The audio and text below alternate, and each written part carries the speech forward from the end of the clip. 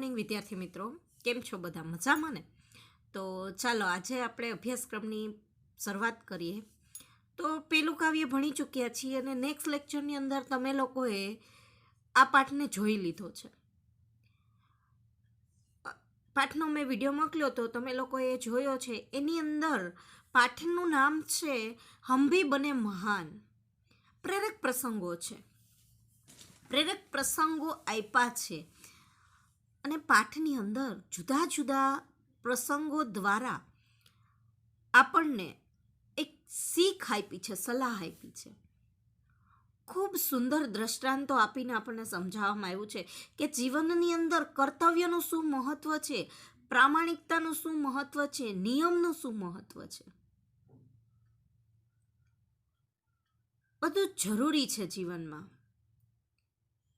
માનવતા શું છે, આ બધું જ આપણને પાઠની અંદર શીખવા મળ્યું છે. બહુ સરસ વાત કરી છે પાઠમાં. અલગ અલગ 4 પ્રસંગ આપ્યા છે, પ્રેરક પ્રસંગો આપ્યા છે જે આપણા મહાન વ્યક્તિઓના જ છે. જે મોટી મોટી આપણે કહીએ છીએ મહાપુરુષો બની ગયા છે, એ લોકોના જીવનના પ્રસંગો અહીં આપ્યા છે. તો જોઈએ આપણે પ્રસંગોને. હું તમને સ્ટોરી સ્વરૂપે જ વાત કરીશ એટલે તમને પણ મજા આવે. પાઠનું નામ હંભી બને મહાન એટલે આપણે પણ મહાન બનીએ. ગુજરાતી અર્થ શું થાય? હંભી બને મહાન એટલે આપણે મહાન બનીએ. सीधे सादे कार्य एवं घटनाओं में कर्तव्य पालन, प्रामाणिकता, मानवता, अविरत अभ्यास आदि तत्व जुड़ने पर कार्य और कर्ता दोनों की गरिमा और महिमा बढ़ जाती है. કે સીધું સાદું કાર્ય જે કરીએ છીએ, ઘટના બને છે, એમાં કર્તવ્ય પાલન, પ્રામાણિકતા, માનવતા, આ બધાનો અભ્યાસ વગેરે તત્વ બનીને કાર્ય કરનારા એ બંનેનું જે કાર્ય છે, કાર્ય અને જે કાર્ય કરનાર વ્યક્તિ છે, એ બંનેનો મહિમા વધી જાય છે. प्रस्तुत इकाई में स्वामी विवेकानंद, गोपाल कृष्ण गोखले, सचिन तेंदुलकर और हजरत अली के जीवन से जुड़े कुछ प्रसंग दिए गए हैं जिनमें उनकी महानता के कुछ बुनियादी गुण द्रष्टव्य होते हैं. यही गुण हमारे जीवन के लिए प्रेरक पीयूष है. ऐसे गुणों को अपनाकर हमें भी महान बन सकते हैं.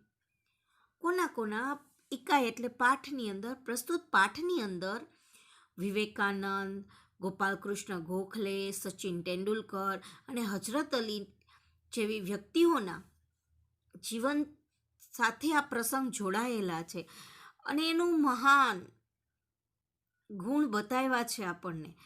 એ ગુણને આપણે આપણા જીવનમાં ઉતારી શકીએ અને એ ગુણને આપણા જીવનમાં ઉતારીને આપણે પણ એના જેવા મહાન બની શકીએ.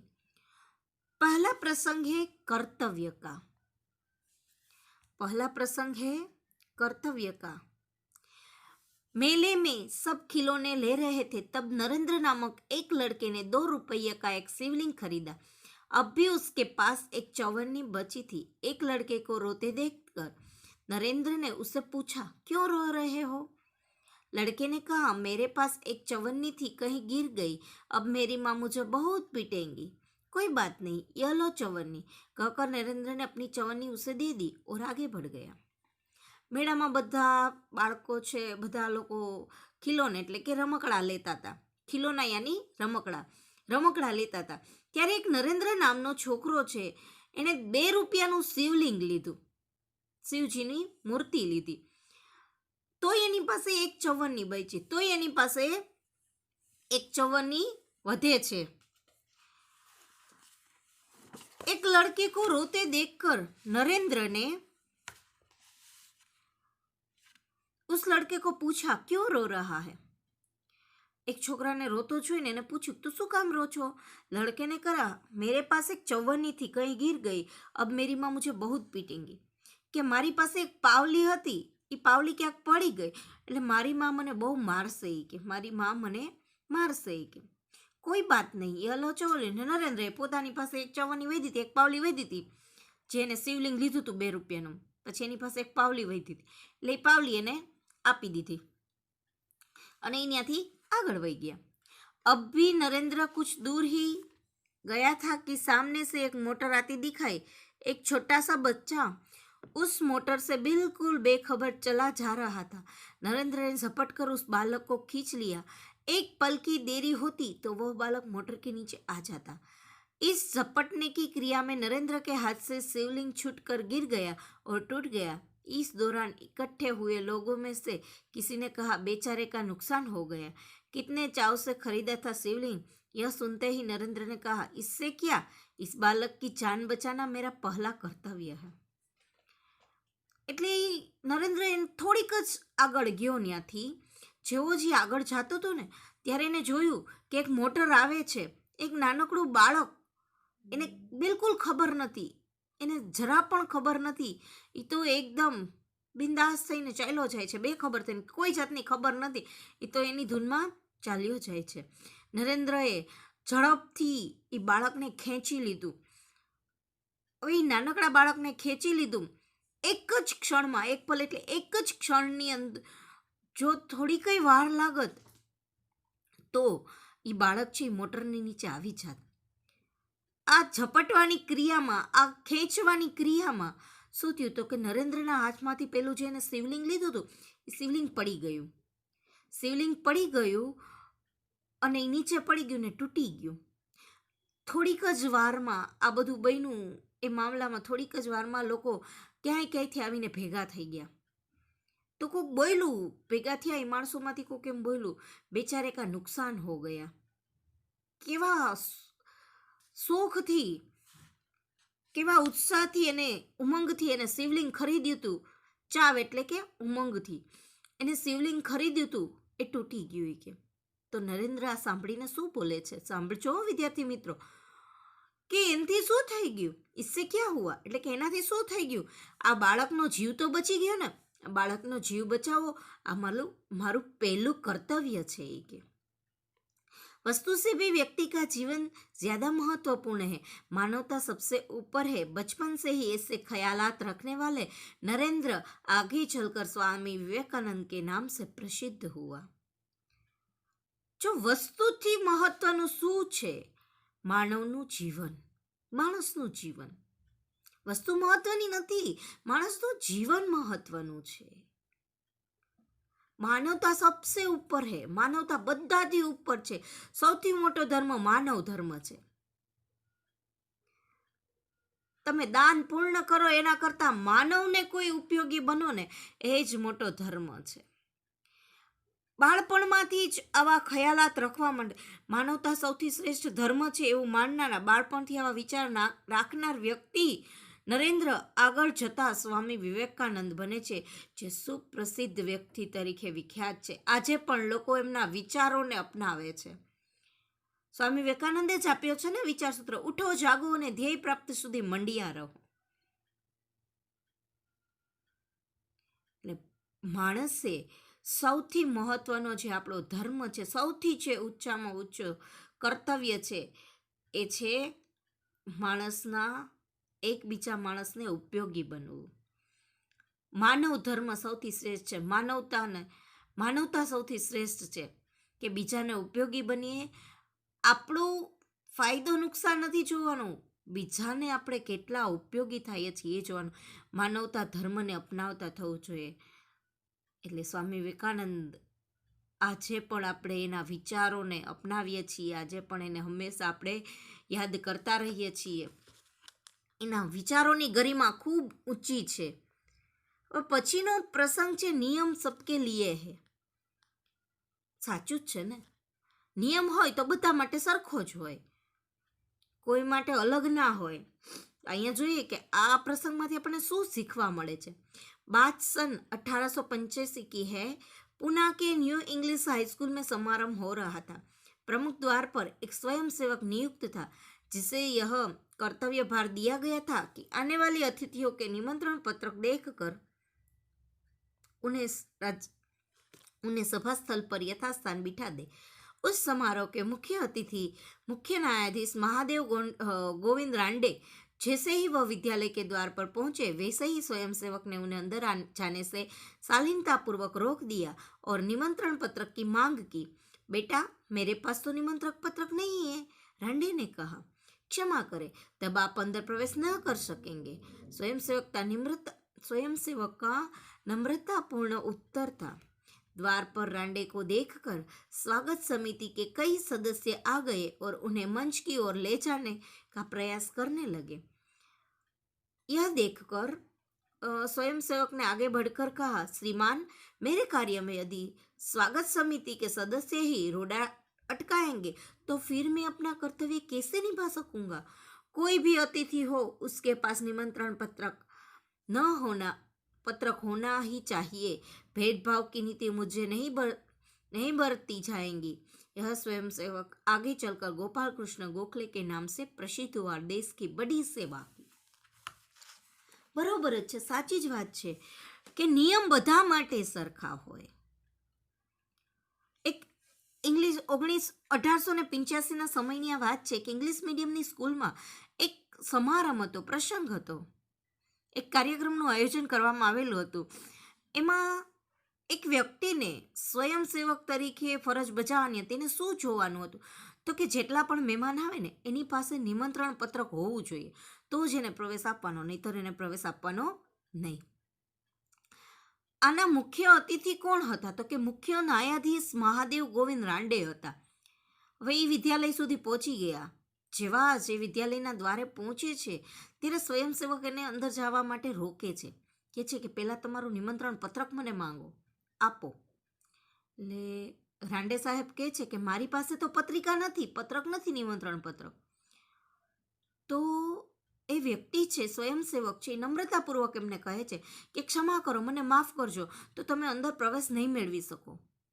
તમારી પાસે નિમંત્રણ પત્રક નથી તો તમે અંદર પ્રવેશ કરી શકશો નહીં।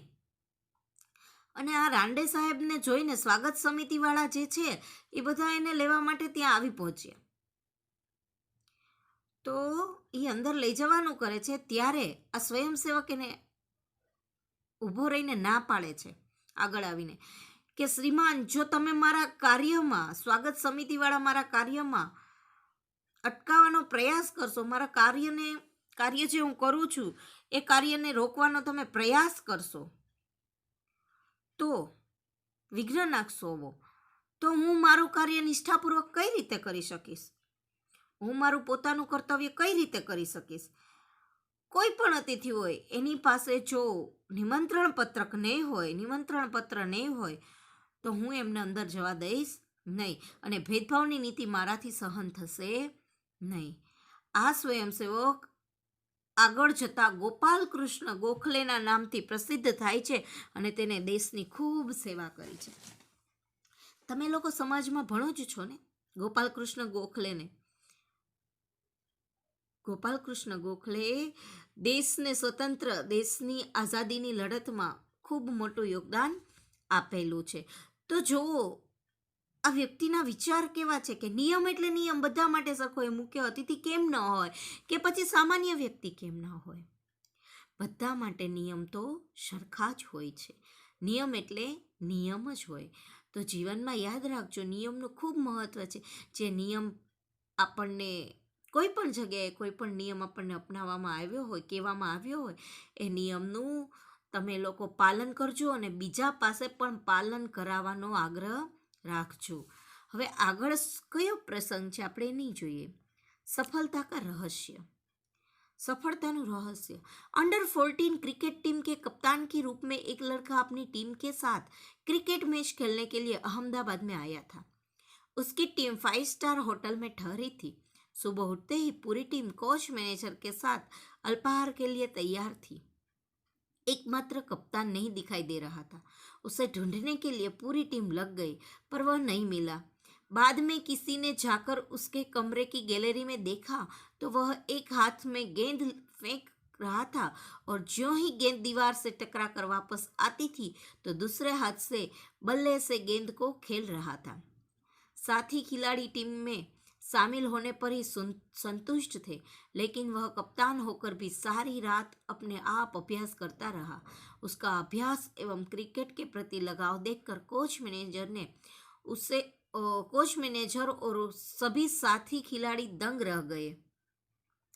आगे चलकर इसी लड़के ने क्रिकेट जगत में अद्वितीय सफलता प्राप्त की। कई विश्व रिकॉर्ड उसके कदम चूमने लगे। किसी ने उसकी सफलता का रहस्य पूछा तो बड़ी विनम्रता से उत्तर दिया कि मैं हर मैच 3 बार खेलता हूँ, पहले अभ्यास के रूप में, दूसरी बार सचमुच मैदान में, तथापि मैच के बाद मूल्यांकन व सुधारा आवश्यकता के रूप में। यह लड़का कोई और नहीं, क्रिकेट की दुनिया में सफलता के नित नए कीर्तिमान स्थापित करने वाला हमारा सचिन रमेश तेंदुलकर है। सचमुच एकाग्रता, अविरत अभ्यास, कठोर परिश्रम एवं लगन ही सफलता के आधार है। બહુ સરસ વાત કરી છે આ પ્રસંગની અંદર। સફળતાનું રહસ્ય શું છે? જો સફળતા એમનેમ પ્રાપ્ત નથી થતી, અંડર 14 કે 14 વર્ષથી નીચેની ક્રિકેટ ટીમના કપ્તાન તરીકે એક છોકરા પોતાની ટીમની સાથે અમદાવાદમાં રમવા માટે આવે છે। તેની ટીમ પંચતારક હોટલમાં, 5 સ્ટાર હોટલમાં ઉતરી હોય છે। સવારે ઉઠતાની સાથે આખી ટીમ છે એ કોચ મેનેજર સાથે બધા લોકો નાસ્તા માટે જાય છે, અલ્પાહાર એટલે કે નાસ્તા માટે જાય છે, પણ એક કેપ્ટન જ નથી દેખાતો, એટલે બધા એને ગોતવા લાગે છે। થોડીક વાર પછી કોઈ એક વ્યક્તિએ જઈને જોયું એના રૂમમાં, તો એની ગેલેરીની અંદર એ જે છોકરો છે એ શું કરે છે તો એક હાથે દડો ફેંકે છે, એ દડો ગેંદ એટલે કે દડો જેવો જ દડો પાછો આવે છે ટકરાઈને દિવાલ સાથે, ત્યારે બીજા હાથે બલ્લેસ એટલે કે પોતાના બેટથી એ દડાને ફટકારે છે। આ જોઈને એના બધા જ સાથીદારો છે એને ખૂબ સંતોષ થયો કે હા, આપણી સાથે આ રમવાનો છે। એ પોતે કેપ્ટન હતો એટલે આખી રાત એને પોતે ખુદ અભ્યાસ કર્યો, પોતાની રીતે જ એને અભ્યાસ કર્યો, પ્રેક્ટિસ કરી ટૂંકમાં। એનો આ અભ્યાસ અને ક્રિકેટ પ્રતિનો જે લગાવ છે, ક્રિકેટ તરફનો જે લગાવ છે, એ જોઈને એના કોચ મેનેજર છે, ક્રિકેટ પ્રત્યેની રુચિ જોઈને એના કોચ મેનેજર અને બધા જ ખેલાડીઓ દંગ રહી જાય છે, આશ્ચર્યચકિત રહી જાય છે જોઈને જ એને। दंग रह जाना यानी चकित हो जाना। दंग रह जाना मुहावरा है, दंग रह जाना यानी चकित हो जाना। એટલે બધા જ આમ ચકિત થઈ જાય છે, આશ્ચર્યચકિત થઈને જોવા લાગે છે। આ છોકરો આગળ જઈને ક્રિકેટ જગતમાં અદ્વિતીય સફળતા મેળવે છે, સફળતા પ્રાપ્ત કરે છે, વિશ્વ રેકોર્ડ બનાવે છે। कदम चूमने लगे, विश्व रिकॉर्ड उसके कदम चूमने लगे। कदम चूमना यानी प्राप्त होना, विश्व रिकॉर्ड प्राप्त थवा लग गया है। किसी ने उसकी सफलता का रहस्य पूछा, कोई एनी सफलताનું રહસ્ય પૂછ્યું ને તો એને બહુ સરસ વિનમ્રતાથી જવાબ આપ્યો કે હું મારી મેચ છે ને 3 વખત ખેલું છું, 3 વખત રમું છું। એક તો પહેલાં અભ્યાસના રૂપમાં, એટલે પહેલાં પ્રેક્ટિસ કરું છું, પછી સાચે સાચું બીજી વાર તો કે સાચે સાચું ખરેખર મેદાનમાં રમું છું, અને ત્રીજી વાર મેચ રમ્યા પછી હું ખુદ એનું મૂલ્યાંકન કરું છું અને એમાં આવશ્યકતા મુજબ સુધારા વધારા કરું છું। અને આ છોકરો બીજો કોઈ નહોતો, ક્રિકેટની દુનિયામાં નવા નવા સફળતા પ્રાપ્ત કરે ને નવી નવી કીર્તિ સ્થાપના કરવાવાળા આપણો કોણ હતા તો કે સચિન રમેશ તેંડુલકર। તમે એને ઓળખો છો સચિન તેંડુલકરના નામે। વિદ્યાર્થી મિત્રો, તમે બધા જ આ વ્યક્તિને ઓળખો છો ને? હા, બધા જ ઓળખો છો, ક્રિકેટ જોતા જ હોય, બધાને ખબર છે। અત્યારે જો કે મેચ નથી રમતો છતાં પણ તમે લોકો એને ઓળખો છો। શું કામે? તો કે જ્યારે એ ક્રિકેટ રમતો હતો ત્યારે દિલો જાનથી ક્રિકેટ રમતો હતો અને એને વિશ્વ રેકોર્ડ કર્યા છે। કેટલાય મેચમાં એને પોતાની બલ્લેબાજી કરીને લોકોને મંત્રમુગ્ધ કરી દીધા છે। ખરેખર એકાગ્રતા અને સતત અભ્યાસ અને કઠોર પરિશ્રમ લગનથી કરવામાં આવે તો સફળતાના એ આધાર છે। બધા સફળતાનો આધાર શું છે તો કે એકાગ્રતા, સતત અભ્યાસ અને સખત પરિશ્રમ લગનથી મન દઈને કરવામાં આવે તો વ્યક્તિ ખરેખર સફળ થાય જ છે અને દુનિયામાં પોતાનું નામ રોશન કરી શકે છે. તો વિદ્યાર્થી મિત્રો, આપણે પણ સચિન તેંડુલકરની જેમ પોતાનું જે લક્ષ્ય છે એને એકાગ્ર થઈને એક ચિત્તે અભ્યાસ કરવાનો છે. સતત ને સતત જે વસ્તુ છે એનો અભ્યાસ કરતો રહેવાનો છે, પુનરાવર્તન કરતું રહેવાનું છે, કઠોર પરિશ્રમ કરવાનો છે. મન દઈને અભ્યાસ કરશો તો ખરેખર તમે પણ પોતાની મંજિલ સુધી પહોંચી શકશો, તમે તમારા ધ્યેયમાં સફળ થઈ શકશો. હવે આપણે આગળ જોઈએ તો ચોથું છે પ્રસંગ प्रामाणिकता.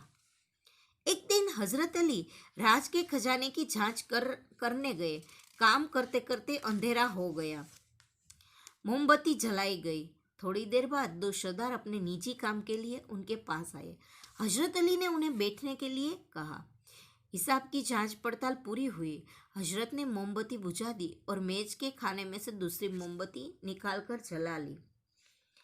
एक દિવસ હજરત અલી રાજ્યના ખજાનાની તપાસ કરતા હતા અને કામ કરતાં કરતાં જ અંધારું થઈ ગયું, એટલે મીણબત્તીને પેટાવવામાં આવી. તો થોડી વાર પછી બે સરદાર ત્યાં પોતાના નિજી એટલે પોતાના કામ માટે આવે છે. હજરત અલીએ તેને બેસવા માટે કહ્યું. હિસાબની તપાસ પૂરી થઈ ગઈ.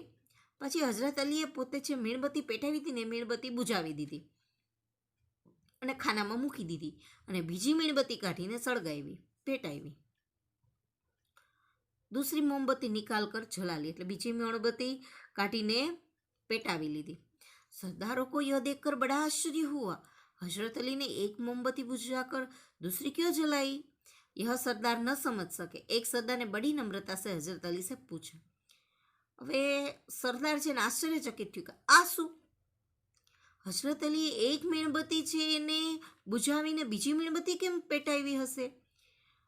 એ સમજાતું નહોતું સરદારને. એટલે એક સરદારે બહુ નમ્રતાથી હજરત અલીને પૂછ્યું. શું પૂછ્યું તો જોઈએ. हजरत अली बोले, भाई अब तक मैं राजकाज का काम कर रहा था, इसीलिए राज की मोमबत्ती जला रखी थी. अब निजी काम शुरू हुआ है, इसलिए मैंने अपनी मोमबत्ती जला ली, नहीं तो मैं चोर या हरामखोर कहलाता. हर एक आदमी को चोरी और हरामखोरी से बचकर चलना चाहिए, चाहे वह अमीर हो या फकीर हो. હજરત અલી બોલ્યા. સરદારે પૂછ્યું, તમે આવું કેમ કર્યું? એટલે હજરત અલીએ કીધું કે ભાઈ, અત્યાર સુધી હું રાજ્યનું કામ કરતો હતો, એટલા માટે એ રાજ્યની મીણબત્તી મેં રાખી હતી, પેટાવેલી રાખી હતી. પણ હવે મારું નિજી એટલે કે હું મારું પોતાનું કામ શરૂ કરું છું, એટલા માટે મેં એ મીણબત્તી બુઝાવી દીધી અને મારી પોતાની મીણબત્તી પ્રગટાવી લીધી. જો હું એની જ મીણબત્તીએ કામ કરત તો હું ચોર કહેવાત, હરામખોર કહેવાત. એટલા માટે હરામખોરીથી બચવું જોઈએ, હરામખોર કહેવાય. એટલે એને પોતે એક आदमी को चोरी और हरामखारी से बचकर चलना चाहिए, चाहे वह अमीर हो या फकीर. હજરત અલી કહે છે કે દરેક વ્યક્તિએ ચોરી અને હરામખોરીથી બચવું જોઈએ. એ પછી અમીર હોય કે ગરીબ હોય, કોઈ પણ હોય. ફકીર એટલે ગરીબ, ફકીર એટલે સાધુ પણ થાય. ગમે તે વ્યક્તિ હોય એને હરામખોરીથી બચવું જ જોઈએ. देखने में तो यह बात बहुत छोटी सी लगती है, पर है बड़े महत्व की. अब हम आज़ाद हो गए हैं. राजकाज का काम तभी अच्छी तरह से चल सकता है जब लोगों में इस तरह की प्रामाणिकता हो. हमारे पुरखों ने कहा है, महागृध कदस्य विद्वस धनम, किसी के धन माल की लालसा मत करो, यह मनुष्य के लिए सबसे बड़ी सीख है. કે છે કે આ વસ્તુ છે ને જોવામાં નાની લાગે છે, આ વાત છે એ નાની છે પણ બહુ મોટી છે, મહત્વની છે. આપણે આઝાદ તો થઈ ગયા જ છીએ, રાજ્યનું કામકાજ સારી રીતે ચાલે જ છે, પણ જો વધુ સારી રીતે ચલાવવું હોય તો લોકોએ પ્રામાણિક રહેવું જોશે. આપણા પૂર્વજોએ કીધું છે કે કોઈના ધન માલ મિલકતની લાલચ નહીં કરવાની, કે કોઈનું પડાવીને પામવું એવી આશા નહીં રાખવાની, લાલચ નહીં રાખવાની. લાલચ બુરી બલા છે, લાલચ બુરી બલા છે, કબીરજીએ કીધું હતું ને. એટલે માણસે આપણા પૂર્વજોએ કીધું છે કે ક્યારેય કોઈની ધન માલ મિલકતની લાલચ નહીં રાખવાની. આ મનુષ્ય માટે બહુ મોટી શીખ છે, સૌથી મોટી શિખામણ છે, સલાહ છે કે માણસે કોઈના ધન માલની લાલસા કરવી નહીં. અને વિદ્યાર્થી મિત્રો, આપણે પણ એ જ શીખવાનું છે કે આપણે કોઈ દિવસ કોઈનું જૂટવી લેવાની આશા નહીં રાખવાની. જે જગ્યાએ છીએ ત્યાં પ્રામાણિકપણે નિષ્ઠાપૂર્વક પોતાનું કાર્ય કરવાનું. જ્યારે તમે એનું કાર્ય કરો છો, જ્યારે તમે પોતાનું કાર્ય કરો છો, ત્યારે પોતાની જ વસ્તુનો ઉપયોગ કરતું રહેવું જોઈએ. તો આપણે આ એક વસ્તુ શીખવાની છે. બીજી છેલ્લી વસ્તુ શું હતી? તો કે જીવનમાં પ્રામાણિક રહેવાનું. કોઈ પણ ક્ષેત્રમાં હોય ત્યાં આપણે પ્રામાણિકતા દાખવવાની જ છે. કોઈનું જૂટવી લેવાનું, ધન સંપત્તિ લૂંટીને ભોગવવાની કે લાલચ, કોઈની લાલચ નહીં રાખવાની કે કોઈ મને આપે ને હું કરું. પ્રામાણિકતાથી આપણી પાસે જે છે એને જ ભોગવવું જોઈએ. એ સૌથી મોટી માણસ માટે શિખામણ છે, સલાહ છે. તો જોયું વિદ્યાર્થી મિત્રો, આપણે ચાર પ્રસંગ જોયા. ચાર પ્રસંગમાંથી આપણને કંઈકનું કંઈક શીખવા મળ્યું છે. માનવતા ધર્મ સૌથી શ્રેષ્ઠ ધર્મ છે. પછી નિયમ બધા માટે સરખા જ હોય. ત્રીજું છે સફળતાનું રહસ્ય, કે સફળ થવા માટે માણસે સખત પરિશ્રમ કરવો જોઈએ, લગન હોવી જોઈએ મનથી, અને સતત અભ્યાસ કરતા રહેવાથી માણસને સફળતા પ્રાપ્ત થાય છે. અને ચોથું છે કે જીવનમાં પ્રામાણિક રહેવું જોઈએ. અહીંયા આપણો પાઠ પૂર્ણ થાય છે. હોમવર્કની વાત કરીએ તો તમારે લોકોને હોમવર્કમાં PDF આવશે, જે સ્વાધ્યાયપોથીની હોય છે. એ સ્વાધ્યાયપોથી સરસ રીતે ઉતારી લેવી અને એ બધા પ્રશ્નોના જવાબ પાકા કરતા રહેવા, જે પરીક્ષામાં પૂછાઈ શકે છે. તો વ્યવસ્થિત પાકું કરતા રહેજો અને સુંદર અક્ષરે સ્વાધ્યાયપોથી ઉતારજો. અસ્તુ.